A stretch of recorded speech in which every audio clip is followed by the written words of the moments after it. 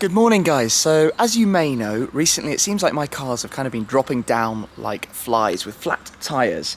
Sat here right now, both the Cayman GT4 and the FF have flat tyres on them. So the Cayman you can see pretty obviously right here, that front right tyre, and the FF is the back left. For those of you who are interested in flat tyres, they've actually both succumbed. It's not too low at the moment, I mean I need to pump it up before I take it anywhere. But they've both succumbed to damage inside tyre walls. So that means they're not repairable, they have to be replaced. And given the nature of these cars, that means you have to replace them in matched pairs. So for traction control and all of that, you have to get two new tyres. So in Monaco, we thought it would be quite easy to find new tyres for these kind of cars, but alas, it is not. The FF, I don't think it's the same tyre as the F12 at the rear, I'm not entirely sure. GT4 is definitely the same tyre as the GT3, so I hoped we'd be able to get them, but it wasn't to be. So I had to order in some new tyres for each car on consecutive days. So the FF tyres have arrived today, and the GT4 tyres should arrive tomorrow or the next day. But obviously this means I have a little bit of a problem because I've got to get a car with a flat tyre from here down to the garage in town. And today is not exactly desperately exciting weather-wise, is it?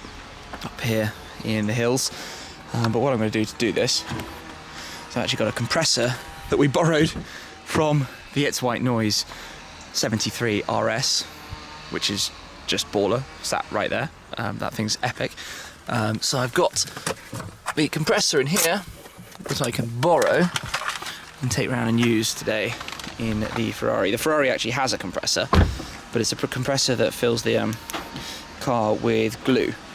And for these purposes, I literally just want a quick inflation so that it will have enough to get me through here and get me down to the place, which is about 4, maybe 5 kilometers away. So I bring this round, plug that in. Cigarette socket, you can tell I've done this before. I'm going to head round now, start the car up. Next part of this process to run the compressor, the engine needs to be on. I'm glad it's not actually raining right now, although as you can see it is pretty wet up here. So, key in. You're going to see the error messages here as well.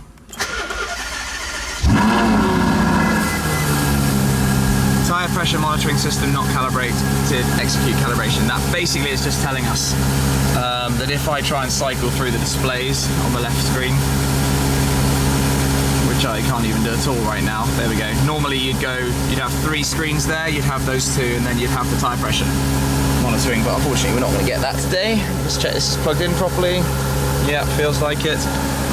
Feel a little bit antisocial to the neighbours, but not very much choice on this one. You have to run the engine while you are pumping this up. And I know, because obviously I've done this before, that it needs to be 29 psi. So if I get this out, don't want to lose the valve cap, so I have to put that somewhere carefully. Right there. Clip this on.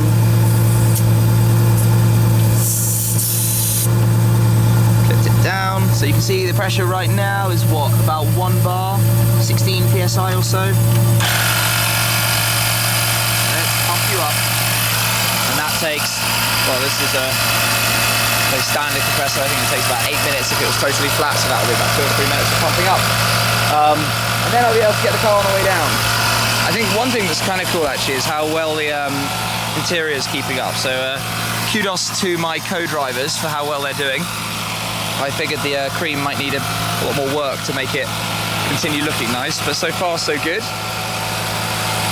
Spotting bits of rubbish around though, let's clean that up.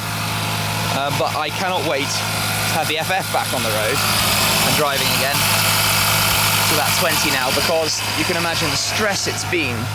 We have a lot of people up here, you know, it's Monaco, we want to go out, have some drinks, socialise a bit, and to do that, you know, if you've only got a 2-seat car, a 2-seat car, a 2-seat car, 2 more 2-seat cars, and that's the only practical car, it's the 2.7 RS, it's been annoying not having the car with multiple seats. But it looks like that's going to change in the not too distant future. So we'll get this finished and then I will get down to the tyre shop. She's up. New shoes are going on. This is exciting. The flat one, you can see it's gone down a little bit while we were driving. I'll point the camera in the right place. Not too much. Just checking the front tyre pressures to get the new tyres on and we'll be good to go.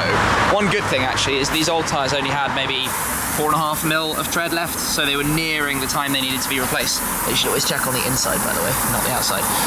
So they only had probably until I got back to England, and a little bit more anyway, so it could be worse. I've only lost a little bit of the lifetime usage of these tyres, but I can't wait now to get them back on and be able to use this car without having to worry about it. I was on my way back home via the fantastic roads that go up the hills behind me, which are just truly epic, filled up on the way up too in the FF. And I came past the McLaren service centre where there's an LT outside. And I was kind of interested in this because the colour, at first I thought it was chicane grey, but it's so much lighter. Must be MSO, I don't know very much about it, but it's this really sort of pale grey. But this is the cool bit, the VIN number. So the VIN on 675's N675, oh, we've lost the focus, sorry, N675, and then the number, and this is of course number 72, and my car is number 70. So we've got 675 LT friends separated at birth. This must have been going down the production line right next to mine.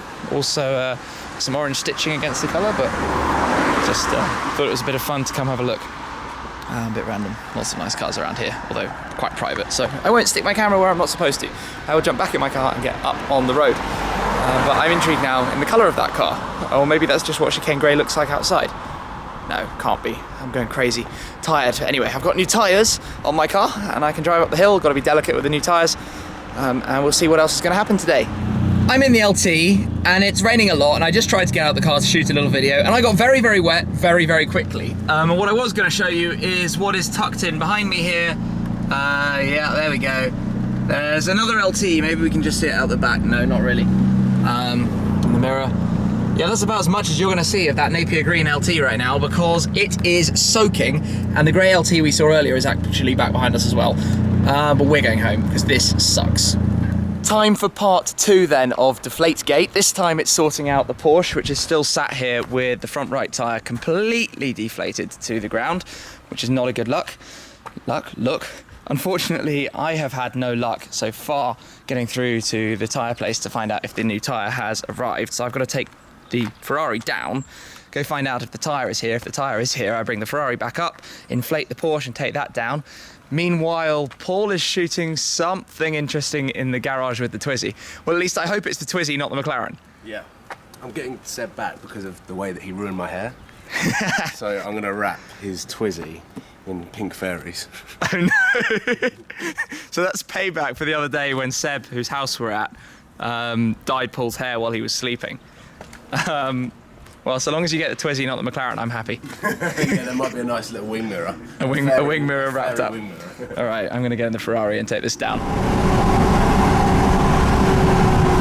I'm hiding in the shade because it's pretty hot today, but this is becoming a familiar story, pumping up the tyres. Actually, let's wander over.